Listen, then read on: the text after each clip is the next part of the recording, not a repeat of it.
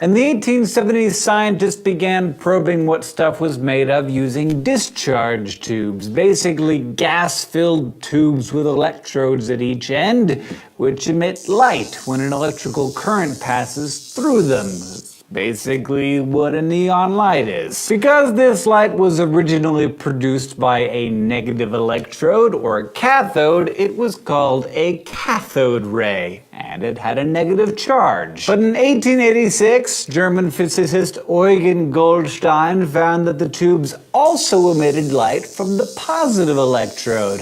Basically, a ray heading in the opposite direction, which meant that there must also be a positive charge in matter. Goldstein didn't fully understand what he'd discovered here. I mean, scientists still hadn't figured out what was responsible for the negative charge in the rays either. Then, English physicist J.J. Thomson took the discharge tube research further. By measuring how much heat the cathode rays generated, how much they could be bent by magnets and other things, he was able to estimate the mass of the rays. And the mass was about 1,000 times lighter than hydrogen, the smallest bit of matter known at the time.